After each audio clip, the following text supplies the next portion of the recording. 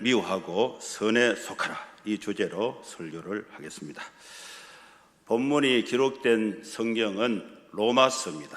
이 로마서는 바울이 고린도에 있으면서 로마에 가기를 원했는데 로마에서 바울을 오라는 초청이 없어서 편지로 글을 보낸 서신이 로마서가 되는 것입니다.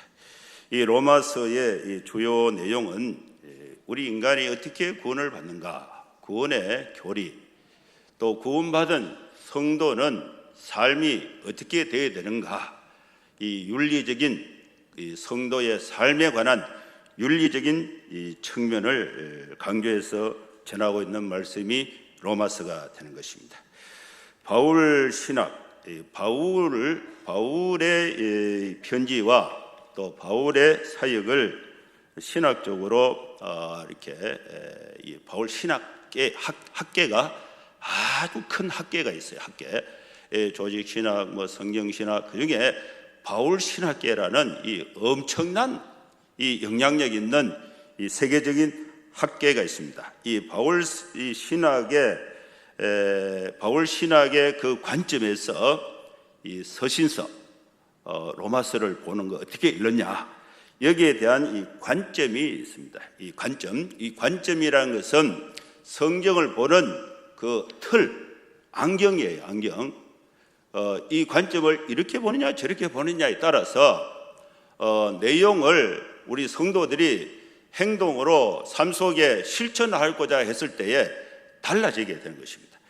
그래서 과거 40년, 50년 동안 이 바울 신학계에서 지배적인 관점은 이 관점이 크게 세 개가 있는데 옛날 관점을 옛 관점이라 그러고 그 옛 관점에서 이렇게 새로운 관점이 새 관점이에요. 새 관점이 뒤에 또 나온 게 있어요. 그래서 그걸 후기 새 관점 이렇게 있습니다. 그래서 이 앞에 서론 부분이 이게 조금 복잡한 점이 있어요. 그래도 옛 관점은 뭐고 새 관점은 뭐냐. 그래서 우리는 이제 이 옛 관점이 필요 없다 그런 것은 아니에요. 옛 관점이 완전히 잘못됐기 때문에 새 관점이 나온다, 이것은 아니에요.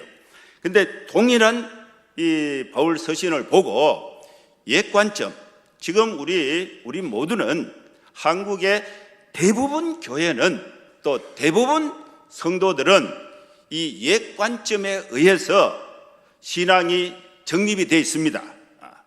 우리 모두가 다 그래요. 근데 이 옛 관점을 가지고 이제 이 바울 서신을 읽을 때에 이제 한계점이 드러난 거예요. 그래서 이것을 어떻게 극복할 것인가, 거기에 대해서 새로운 관점의 논리, 성경 해석이 자꾸 이렇게 만들어지는 과정에 있습니다. 그래서 이 바울의 이 세 관점에서 바울 학계에서는 이 엄청난 큰 영향력을 가져왔고, 이 세 관점은 우리 기독교인들이 불신자로 있다가 기독교인이 되는데 어떻게 거룩하게 되는가, 칭의론에 대해서 근본적으로 재해석하는 과정을 가져오게 된 것입니다.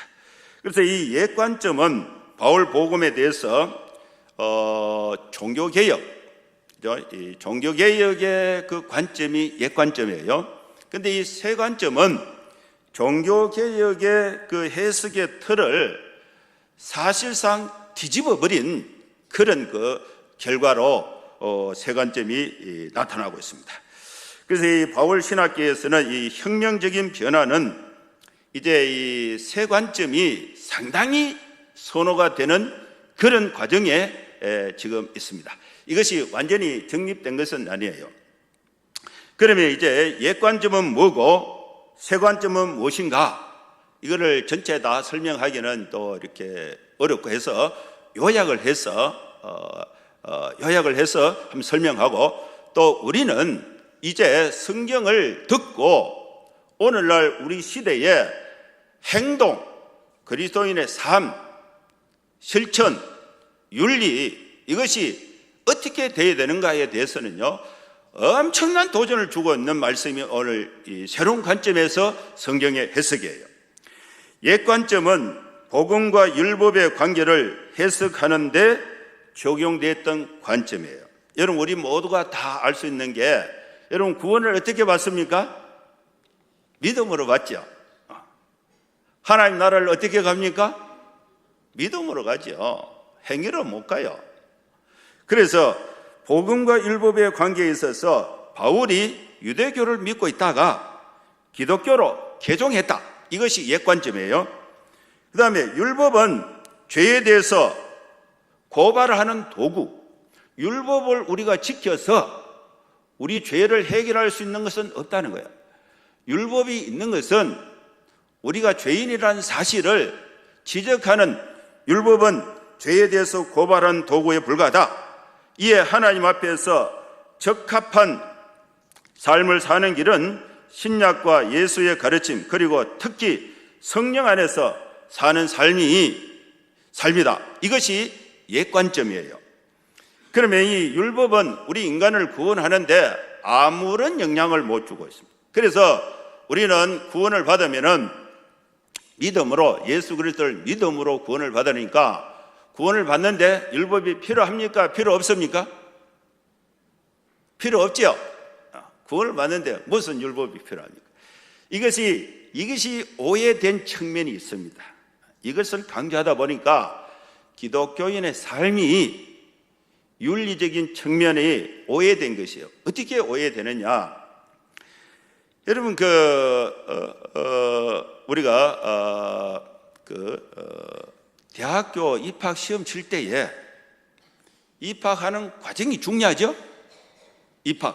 입학을 하는 과정이 중요한 거야. 목사가 되는 과정이 중요한 거야. 변호사가 되는 과정이 중요한 거야. 의사가 되는 과정이 중요한 거야.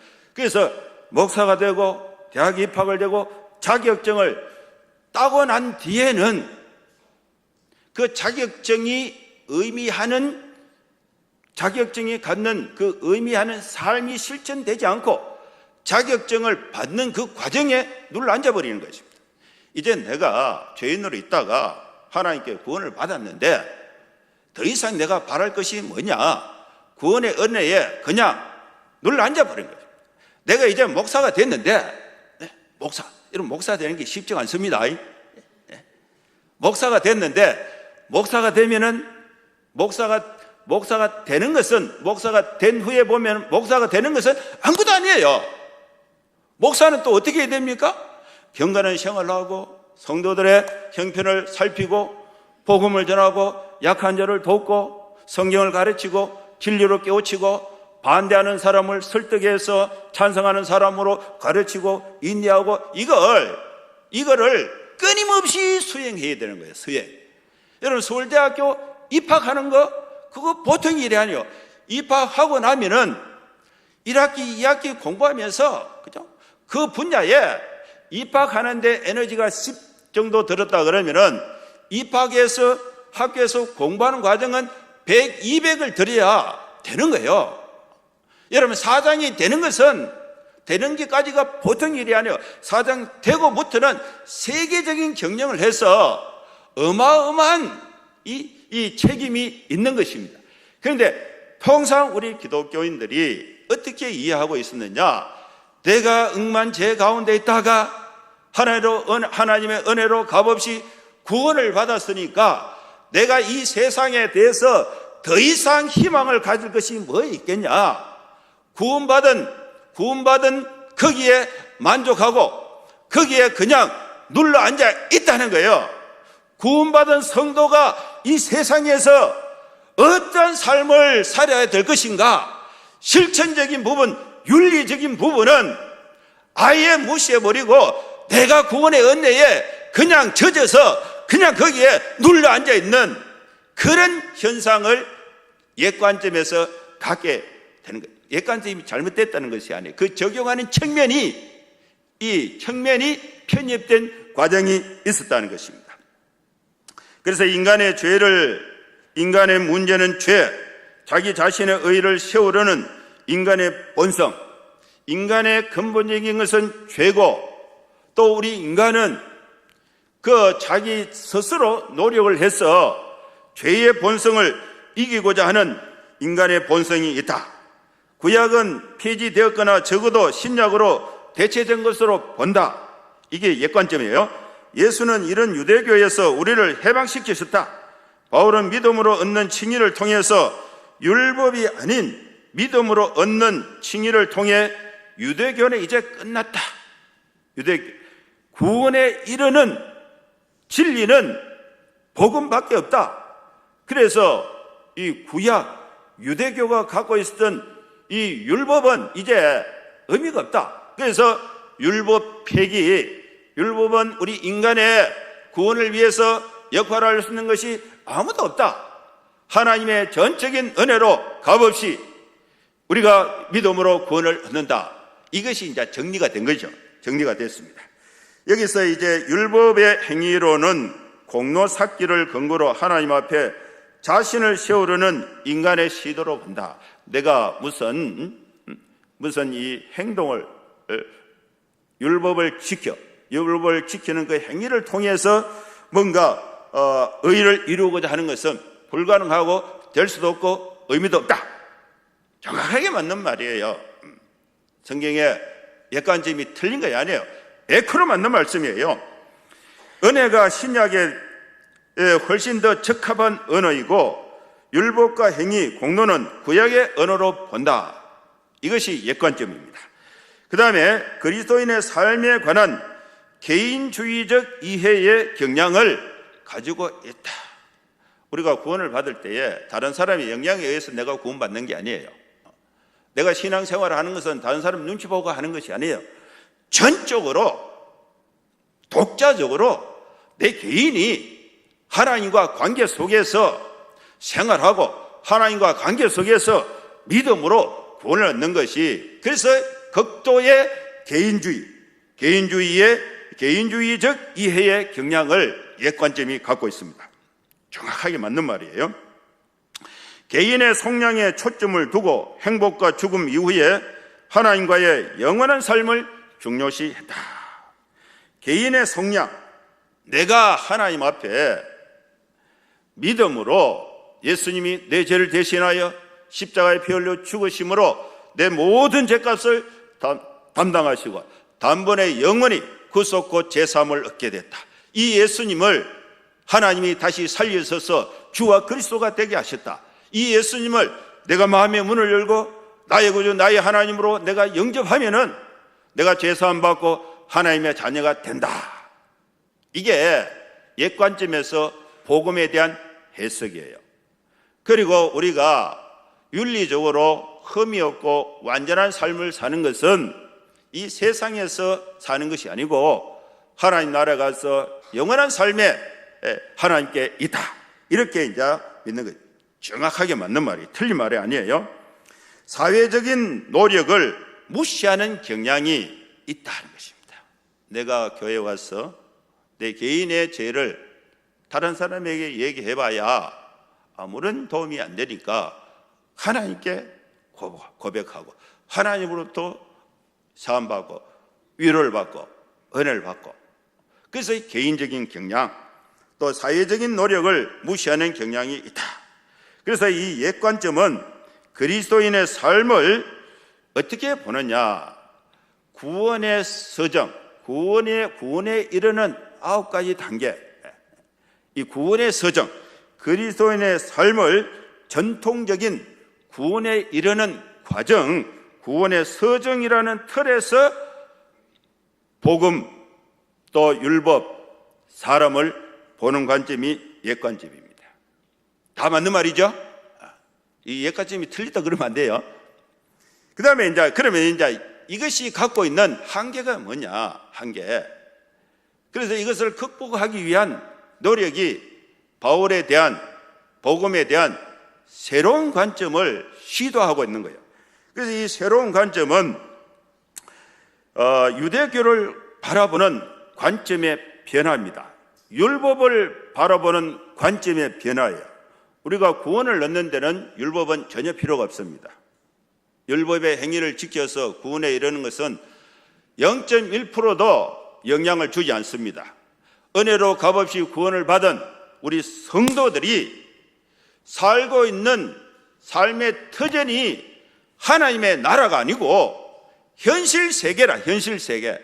예수 안 믿는 사람들과 함께 생활하는 가정, 직장, 이 사회가 우리 삶의 터전이에요. 이 삶의 터전에서 이 율법은 어떤 역할을 해야 되는가? 여기에 대한 새로운 관점, 율법을 보는 새로운 관점이에요. 여기서 이 새로운 관점이라는 것은 옛 관점이 잘못됐다는 것이 아니고 은혜로 값없이 복음으로 구원을 얻은 이 성도들이 율법을 지켜서 구원을 얻는 것이 아니고 예수님의 십자가의 보혈의 피로 말미암아 우리가 구원을 받은 이 성도들이 생활하는 삶의 터전은 세상이잖아요. 세상.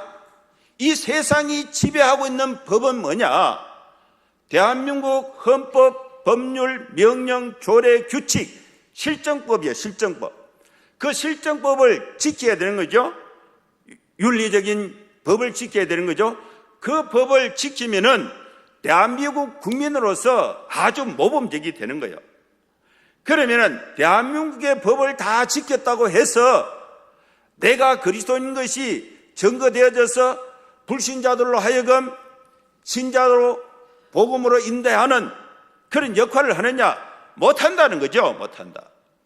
그러면은 우리 그리스도인들은 하나님의 나라의 시민 백성으로서 대한민국의 실정법을 지킬 뿐만 아니라 뭘 지켜야 빛이 나느냐?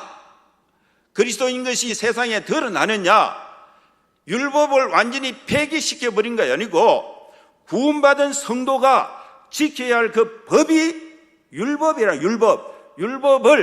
율법을 지키면은 이 세상 가운데서 내가 그리스도인이라는 사실이 드러나게 되고 그렇게 해서 하나님의 복음이 나를 통해서 세상에 이렇게 퍼져나간다는 거예요. 이 관점, 율법에 대해서 새로운 관점, 그게 세 관점이에요. 그래서 이 유대교를 설명하는 최선의 표현이 언약적 신율주의라는 말이 있어요. 어려운 말이에요. 이것은 어떤 사람이 유대인이 되거나 하나님께 받아들이는 근거를 행위를 통해서 하나님의 백성이 되는 것이 아니고 하나님께서 언약하신 그 언약을 따라서 하나님이 이스라엘을 선택했기 때문에 하나님의 백성이 된다는 거예요. 선택의 원리예요. 이것을 어려운 말로 언약적 신율주의로 표현하고 있는 것입니다. 율법은 선택된 백성이 성지에서 어떻게 살아야 하는지 알려주는 하나님의 은혜로운 가르침이 율법입니다.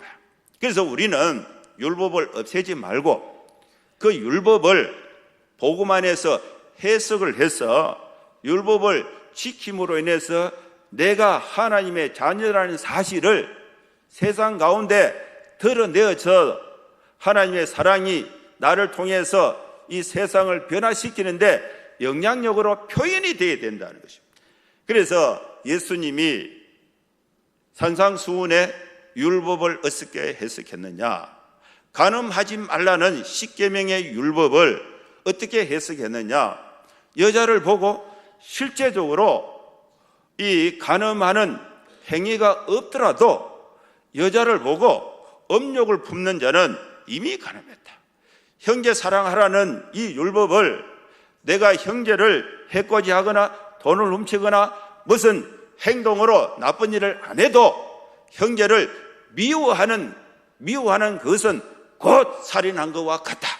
그래서 율법에 대한 높은 수준의 그리스도인이 어떻게 살아야 되는가에 대한 높은 수준의 이 윤리적인 삶을 강조한 거예요. 그래서 우리 성도들이 이제 구원을 받아서 내가 이 세상에서 이제 다 이루었다. 내 영혼이 이제 구원을 받았는데 더 이상 욕심낼 것이 뭐냐? 구원의 은혜에 그냥 주저앉아서 있는 것이 아니고 여기서 구원받은 백성이 이 세상에 너희는 세상의 빛이다. 세상의 빛이 되기 위해서 대한민국 법만 잘 지켜갖고는 그걸 보고 당신이 법을 지키는 거 보고 내가 예수를 믿을게 이런 사람은 없다는 거예요. 그래서 율법에서 말하는 그리스도인의 삶을 높이 이 지킴으로 인해서 다른 사람이 저절로 당신은 교회 가니까 삶이 다르구나, 나도 당신 따라 교회 가서 당신처럼 살고 싶다, 삶의 실천, 율법의 언약적 신율주의에서 구원받은 성도들이 마땅히 지켜야 될 윤리적인 측면을 강조한 측면을 새롭게 보는 것을 세관점이라고 하는 것입니다. 이것도 맞는 거죠? 서로 대체되는 게 아니에요. 옛관점, 세관점 하니까 뭐 이상한 게 나오는가 그런데 그게 같은 거예요. 율법의 행위는 일반적인 토라 준수를 가리키는 것도 아니다. 하나님께 인정받고자 시행하는 행위들도 아니다. 그러면은 세관점에서 율법의 행위는 무엇인가? 갈라디아서, 로마서에서 율법의 행위는 유대인이 준수했던 율법 중 그것을 이방인과 구별하는 역할을 했던 행위가 율법의 행위인 것입니다. 로마가 기독교를 약 200년 동안 조직적으로 광범위하게 기독교를 박해했습니다. 그런데 300년이 지나서 이 로마가 기독교를 국가 종교로 공인할 수밖에 없는 상황이 뭐냐? 복음을 받아들인 박해받은 성도들의 율법 준수를 통한 거룩한 삶, 거룩한 높은 수준의 도덕적 삶이 로마 전역에 입체적으로 영향력을 미치게 된 것입니다. 그래서 우리 성도들은 이제 구원의 은혜를 받기 위해서 계속해서 거기에서 머물러 있으면 안 되고, 이제 구원의 은혜를 받았으니까 구원받은 백성으로서 내가 이 세상에서 하나님의 말씀을 배워서 그 말씀대로 어떻게 살 것인가, 어떻게 실천할 것인가, 이것이 중요한 거예요. 로마는 당시에 10%의 귀족이 90%의 노예를 지배하고 살았습니다. 10%의 인구가 로마 전체가 갖고 있는 돈의 90%를 사용을 했습니다. 90%의 노예 인구가 10%의 돈 가지고 90%의 인구가 살아있어요. 그 불균형이 얼마나 심하겠습니까? 그래서 이 귀족층은 그야말로 지상에 인간이 누릴 수 있는 모든 향락, 또 이 권위, 또 인간이 만끽할 수 있는 정말 특권 속에 로마 귀족들이 살고 있었습니다. 그런데 이 사람들이 자기들이 갖고 있었던 이 권력, 재산, 부를 계속 유지하고 싶은 생각이 있는 거예요. 그런데 그걸 죽을 때 다 지고 갑니까? 그래서 자녀들에게 이걸 계속해서 세습해서 그들만이 갖고 있는 특권을 유지하려고 하는 것입니다. 그러기 위해서는요, 자녀를 봐야 돼요. 후손을 봐야 돼. 손자를 봐야 되고 자녀를 봐야 돼. 그래서 이 귀족층의 이 가문에서 며느리를 보려고 보니까 로마 사회에 이 여자들 중에 순결한 여자가 없어요. 이미 성적 문란, 타락된 생활이 보편화되어 있어요.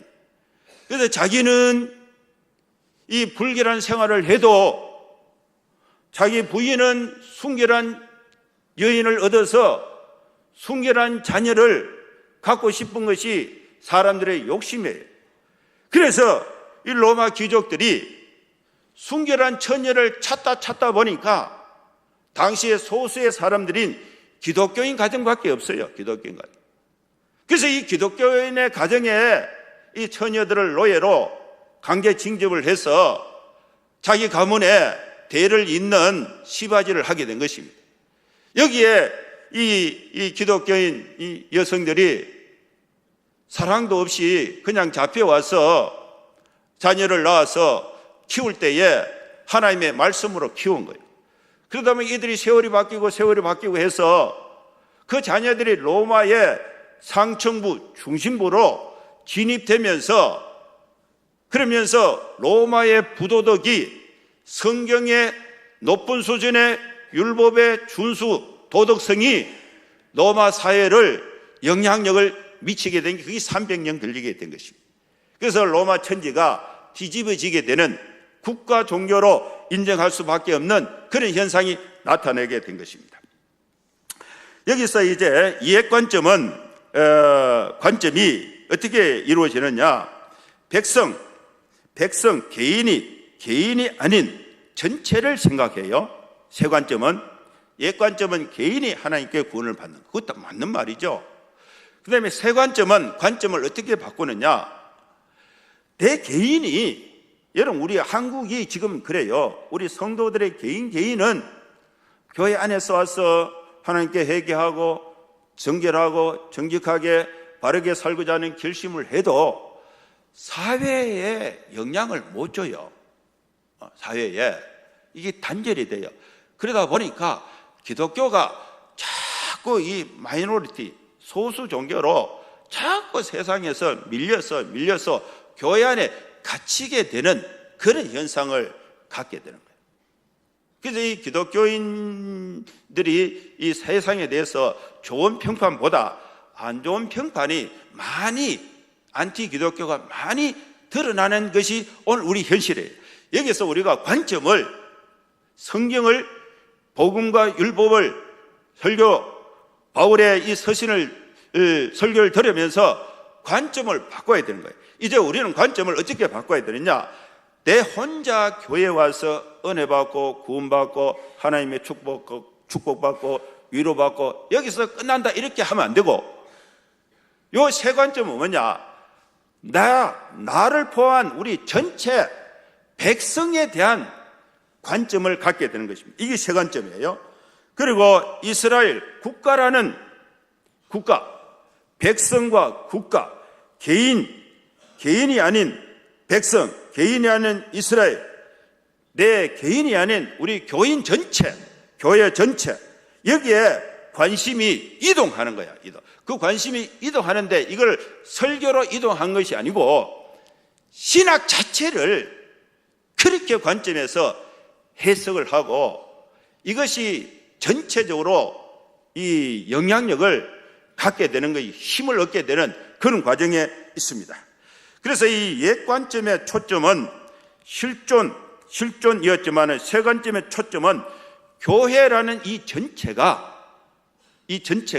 세상에 대해서 어떻게 역할을 해야 되는가.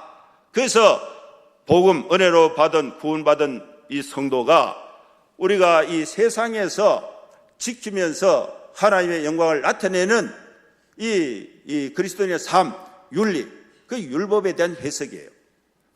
세 관점은 교회적인 삶, 즉 그리스도인의 삶에 관한 바울의 새로운 관점을 설명하고 있습니다. 삶이라는 것은 행위를 의미하는데 인간의 도덕적인 삶이 구원에 미치는 데 영향은 없습니다. 그러나 그리스도인의 삶은 비그리스도인들과 달라야 된다는 것입니다. 그러면 어떻게 삶이 달라야 되는가? 이 관점에서 오늘 이 본문에서 우리가 실제로 오늘 교회 예배 마치고 당장 나가서 실천 적용해야 될 그 윤리적인 그리스도인의 삶에 대해서 설명을 하고자 하는 것입니다. 바울은 로마에 있는 그리스도인 형제들에게 편지한 것이 로마서인데, 로마서를 읽으면서 그리스도인들의 삶이 어떻게 되어야 할 것인가, 그에 대해서 분명하게 설명하고 있습니다. 그리스도인들은 변화된 삶을 살아야 됩니다. 교회 안에서 은혜 받은 것을 교회 안에 그냥 묶어두는 것이 아니라 그걸 변화를 시켜서 자기 삶의 현장에서 실천으로 나타나야 된다는 것입니다. 그래서 이 12장을 해석하는 근본 틀이 1절, 2절입니다. 너희는 이 세대를 본받지 말고 오직 마음을 새롭게 함으로 변화를 받아 하나님의 선하시고 기뻐하시고 온전한 뜻이 무엇인지 분별하도록 하라. 분별을 해서 변화된 삶을 실천하라는 것입니다. 우리 그리스도인들은 하나님이 주신 은사를 활용해서 어떻게 변화된 삶을 이 세상에서 살아야 하는가?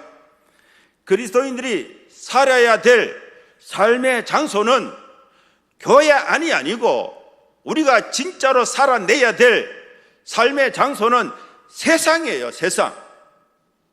교회에서 하나님의 은혜를 받고 말씀을 듣고 이거를 실천해서 살아야 할, 적용해야 될 삶의 터전은 직장이고 가정이고 이웃이에요. 세상이라는 것입니다. 세상. 그리스도인의 삶의 장소는 교회가 아닌 이 세상입니다. 그리스도인이 세상에서 빛이 되는 삶은 곧 윤리적인 삶, 선교적인 삶으로 적용이 되어야 하는 것입니다. 그렇게 할 때에 세상의 죄성을 그리스도인의 삶을 통해서 정화하고 세속의 물결이 교회 안에 들어와서 교회를 오염시키는 것이 아니라 그리스도인의 순결한 삶이 세상에 영향을 주어서 세상을 변화시키는 역할을 하게 되는 것입니다. 하나님이 우리에게 주신 은사가 각각 다릅니다.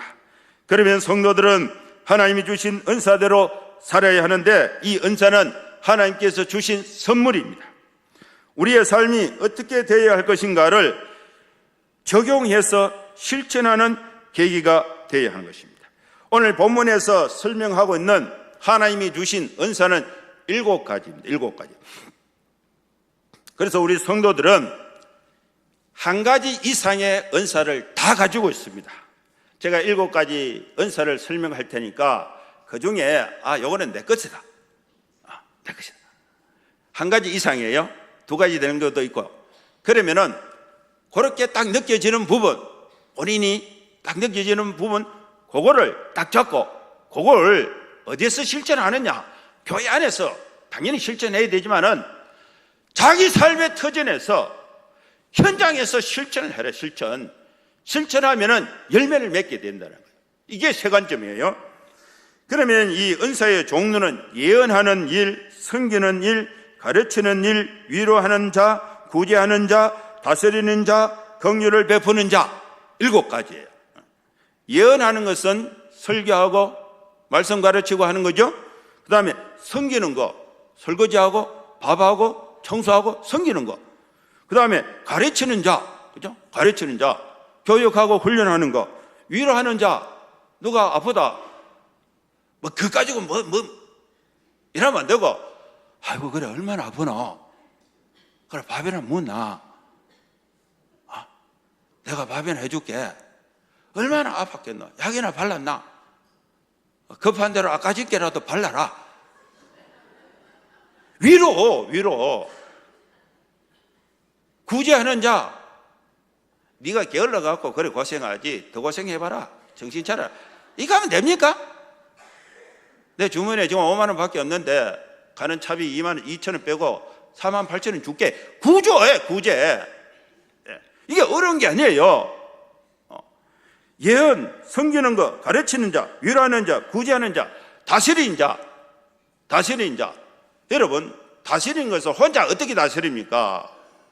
백성 이스라엘 교회, 내 혼자 신앙생활 다스릴 게 뭐가 있어요? 혼자인데.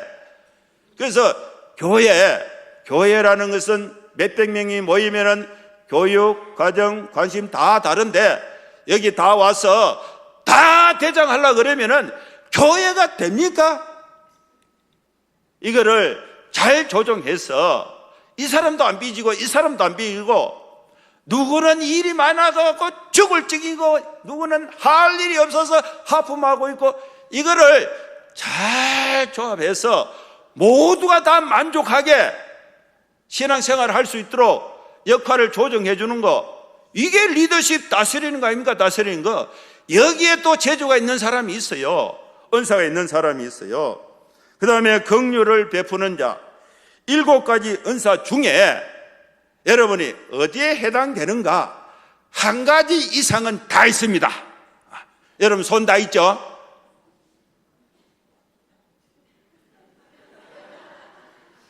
설거지 하면 되지. 나는 맨날 밥만 얻어먹으면 됩니까?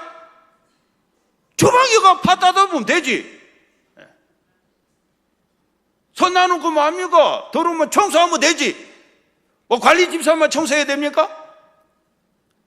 이게 실천이 있어야 된다. 이 실천. 과거에는 이런 것을 그죠? 생각만 하고 내가 억만죄악 가운데 구원을 받아서 하나님의 백성이 됐으니까 거기에 눌러 앉아 있었거든요. 그러다 보니까 이 균형이 많이 깨진 거예요. 그래서 예언이면 어떻게 해야 되느냐? 믿음의 분수대로 예언을 해야 됩니다. 본인이 예언하는 내용, 예언을 뭘 합니까? 성경을 갖고 설명하는 것이 예언이잖아요. 본인이 먼저 성경을 읽고 그 예언으로 자신이 변화를 받아서 예언으로 세상을 또 변화시키는 거예요. 내가 성경을 읽고 내가 변화를 받아서 내가 받은 그 예언의 말씀을 가지고 내 자식을 변화시키고 내 직장을 변화시키고 내 구역을 변화시키고 내 이웃을 변화시키는 거예요. 이거를 어떻게 해야 되느냐? 이거를 예언이면 믿음의 분수대로 해야 된다. 믿음의 분수. 두 번째는 섬기는 일을 해야 된다. 본인이 섬기는 일을 해보고 본인이 변화를 받아가지고 또 섬기는 일을 통해서 남을 변화시키라. 여러분 열심히 한번 해보세요. 제가 설거지하고 국밥은 끝내주게 잘 끓입니다. 제가 명절 때마다 우리 집에 가니까 여자들이 맨날 싸워요. 며느리가 뭐 만나 3명밖에 없는데 1시간만 늦게 오면은 뒤에서 군지렁거려.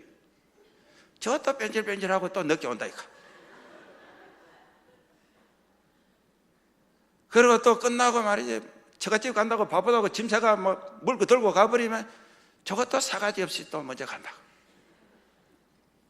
그래가지고 제가 설거지를 했습니다. 설거지. 손 놔두고 뭐 합니까? 그 명절에 설교 들으러 오는 사람 없어요.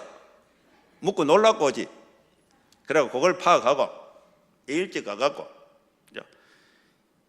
팔을 따담아 가지고 소고기 국을 끓이는데 이게 끝내주기 좋아요. 그래서 섬기는 일을 하고 싶으시면은 저한테 전화를 드리면은 전화 주시면은 제가 국 끓이는 방법은 제가 확실히 전수해요. 안 그러면 주방에 다음 주 한번 끓일까요? 500명 분도 제가 끓일 수 있어요. 실천을 해야 돼요. 섬기는 일은요, 남이 하기 싫어한 거, 남이 여전다고 생각하는 거, 남이 쪽팔린다고 생각하는 거 있죠?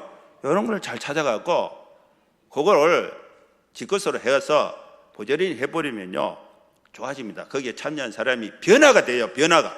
이걸 어디서 하라? 직장에서 하라는 거예요. 직장에서 그거 하라는 거야. 직장.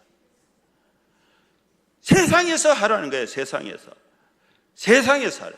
그렇게 하면 아이고 예수 믿는 사람이 뭔가도 다르구나. 니네 속에 뭐가 들었노? 나는 로마서에 섬기는 일은 섬기는 일로 그래 내가 이거 실천한다. 로마서가 뭐고? 그건 내가 어떻게 다 설명하나? 이거 설명 잘하는 분이 있다. 우리 교회 목사님이다. 꼭 설명 듣고 싶거든 오너라. 그래가 전도가 되는 거예요. 전도가. 가르치는 자는 가르치는 일을 해야 됩니다. 본인이 가르치는 일로 변화를 받아서 가르치는 일로 세상을 변화시켜야 됩니다. 위로하는 자는 위로하는 일을 해야 돼요. 본인이 위로하는 일로 변화를 받아서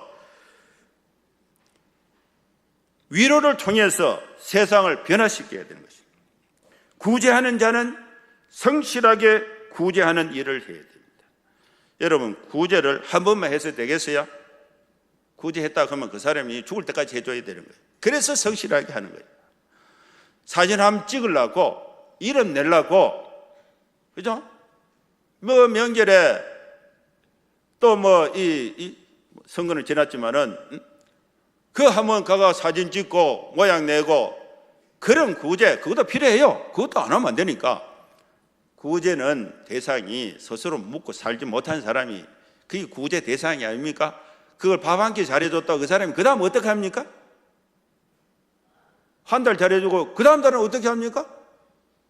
그 사람이 자립할 때까지, 죽을 때까지. 그래서 구제는 성실하게 해야 되는 거예요. 성실하게. 눈이 오나 비가 오나 구제는 꾸준히 해야 되는 거예요. 꾸준히. 본인이 구제하는 일로 변화를 받아서 성실하게 구제함으로 세상을 변화시켜야 되는 것입니다. 다스리는 자는 어떻게 해야 되느냐? 말로까만 해서는 안 돼요. 다스리는 자는, 지도자에 있는 사람, 책임자에 있는 사람은 말로까 안 돼요. 어떻게 해야 되느냐? 부지런함으로 해야 됩니다. 부지런함으로. 본인이 다스리는 일로 변화를 받아서 부지런함으로 세상을 변화시켜야 된다는 것입니다. 여러분, 부지런해야 이 리더십이 만들어지는 거예요. 제가 이 축구를 이렇게 하는데, 제가 이 학생들하고 축구할 때는요, 외국에 가지 않은 한 안 빠집니다. 비가 오는 날은 더 먼저 가요. 날씨가 안 좋은 날은 항상 먼저 가요. 그러면서 하는 말이, 그래, 축구를 하면은 하나님의 성령의 능력이 내 발과 함께 하셔가지고 할 때마다 골링을 뛰어요. 골링. 그러면은요, 이게 다스리는 게 돼요. 게으른 애들을 다스리는 게 돼요. 야, 너가 20대 젊은 애들이 다리가 그렇게 후달거리가 되냐? 내가 58이다. 58. 너 젊은이 그래가 되냐? 좀 열심히 해봐라. 그러면은 열심히 한다니까.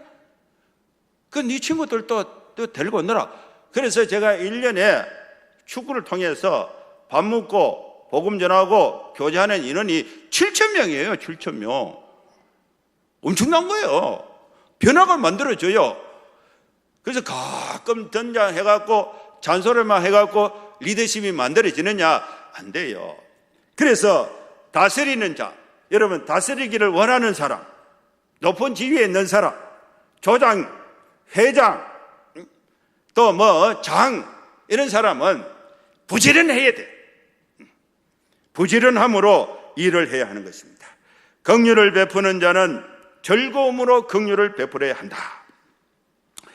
우리 모든 성도들은 하나님으로부터 이 7가지 은사 중에 한 가지 이상은 다 가지고 있어요.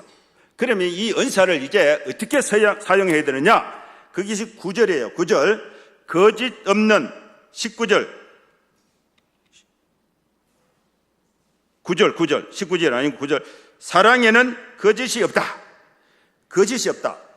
진실한 사랑의 동기에서 이 은사가, 하나님 내게 주신 은사를 세상에서 실천해야 됩니다. 실천. 다른 동기, 내가 상사인데 잘 보여가지고 진급하기 위해서 이런 은사를 활용하면은 진실되지 못해요. 거기서 내가 포상을 받아서 진급에 활용하기 위해서 그 섬기는 일을 하면은 이거는 진실되지 못해요. 진실되게 해야 돼. 사랑에는 거짓이 없다. 여러분, 진실한 이게 되게 중요한 것이고요. 진실한 사랑, 거짓 없는 사랑은, 그러면 그것은 뭐냐? 악을 미워하고 선에 속하는 것입니다. 우리 성도들은 복음을 믿음으로 값없이 은혜로 구원을 선물로 받았습니다. 구원받은 성도가 살아가는 곳은 천국이 아니고 교회가 아니고 세상이에요. 세상. 이 세상에서 성도의 삶은 악을 미워하고 선에 속하는 삶을 살아야 하는 것입니다. 그러면은 선에 속하는 삶이 뭐냐? 거기에 대해서 구체적으로 설명한 것이 10절부터 13절까지. 그 내용을 요약하면, 형제를 사랑하라, 서로 우애하라, 서로 존경하기를 먼저 하라, 부지런해야 한다. 그 다음에 게으르지 말아야 된다. 열심을 품고 주를 섬겨야 된다. 소망 중에 즐거워해야 된다. 환난 중에 참아야 된다. 기도에 항상 힘써야 된다. 여기서 2가지 측면이 있습니다. 형제 사랑해야 된다. 실천 대상이 누굽니까? 사람이죠. 서로 우애해야 된다. 대상이 누구예요? 사람이죠. 서로 존경하기를 먼저 해야 된다. 대상이 누구예요? 사람이죠. 부지런해야 된다. 대상이 누구예요? 사람이죠. 게으르지 말아야 된다. 대상이 누구예요? 사람이죠. 그 다음에 사람, 우리가 복음을 듣고 율법의 말씀을 듣고 그 법대로 지켜야 될 대상이 사람이래. 사람에 대해서 사랑하고 우애하고 부지런하고 이렇게 해야 된다. 그 다음에 또 다른 측면이 있어요. 그 다음에 6절인데 열심을 품고 주를 섬겨요. 대상이 또 누구예요? 하나님. 그 다음에 소망 중에 즐거워야 된다. 대상이 누구예요? 현실은 어렵지만은 소망을 가지고 하나님을 향하여 즐거워하는 것. 환난 중에 참아야 된다. 대상이 누구예요? 사람이죠. 기도에 항상 힘써야 된다. 대상이 누구예요? 하나님이죠. 하나님으로부터 좋은 관계를 통해서 하나님의 능력을 하나님으로부터 우리가 받아가지고 이 능력을 어디다 쓰느냐? 내 축복받는데 다 쓰는 것이 아니고 사람에게 사용해야 된다는 거예요. 우애하는데, 사랑하는데, 사랑을 실천하는데 했는데 여기에 실천의 종류가 두 가지로 집중이 되고 있습니다. 그래서 여러분 지금까지 설명한 세 관점, 예 관점 다 잊어버리면 안 되겠지만은 이것을 다 정리해서 기억하고 당장 실천한다 그러면 두 가지예요. 두 가지. 13절 한번 읽어보겠습니다. 시작. 성도들의 쓸 것을 공급하며 손 대접하기를 어떻게 하라? 힘쓰라.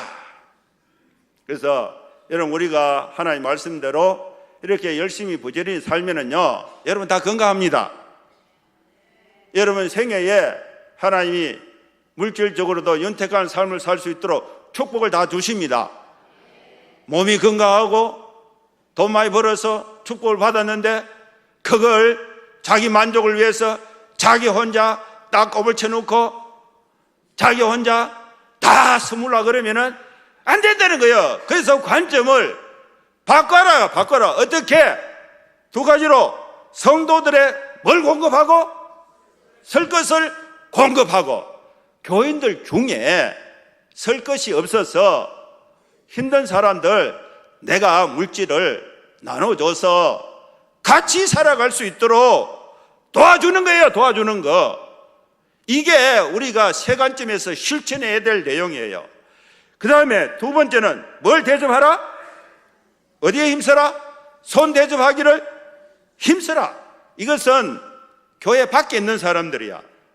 이런 사람들을 우리 집에 불러서 대접을 잘해주라는 거야. 그러면은 어떻게 느끼느냐? 예수 믿는 너 집이 우리 집보다 분위기 좋다. 우리 집도 예수 믿는 분위기로 바꾸자. 이렇게 되는 거야. 그래서 여러분 집 청소 깨끗하게 해놓고 딱 걸어 잠가 놓고 잠만 잘 겁니까? 문을 활짝 열어. 주변의 사람들을 사흘도록 집으로 불러갖고 찌짐도 굽어 먹이고 등심도 굽어주고 국도 끓여주고. 네 얼마나 힘드나? 내가 소고기국 잘 끓이는데 네 한번 먹어봐라. 손님 대접하기를 힘써야 되는 것입니다. 여러분 이렇게 되면은 우리 교회가 어떻게 될 것 같아요? 잘 될 것 같죠? 여러분 가정이 어떻게 될 것 같아요? 잘 될 것 같죠? 그래서 우리는 악을 미워하고 선에 속한다고 했을 때에 우리 성도들의 내보다 못한 사람들, 내보다 잘 나가는 사람 붙잡고 내 혼자 열받아갖고 불만하지 말고 그냥 놔두고 내보다 못한 사람을 자꾸 생각해봐요. 그러면 내가 얼마나 감사합니까? 그래서 돈이라도 한 번 주고 걸어가면 힘드니까 택시 타고 가라. 돈도 주고 선물도 주고 성도들의 쓸 것을 공급하는데 여러분 실천할 수 있길 바랍니다. 여러분 주변에 손님들을 집으로 불러가지고 집에 설거지 귀찮으면 식당에 불러서 밥도 먹이고 대접도 하고 이걸 어떻게 하라? 힘쓰라는 거예요. 힘쓰라는 거예요. 여기에 힘을 써야 돼요. 힘을 써야 돼요. 이렇게 해서 악을 미워하고 선에 속하는 우리 성도들의 삶이 하나님 앞에 복될 수 있기를 주의 이름으로 축원합니다. 한번 기도하겠습니다. 하나님 오늘 우리에게 귀한 말씀을 주셨습니다. 우리가 복음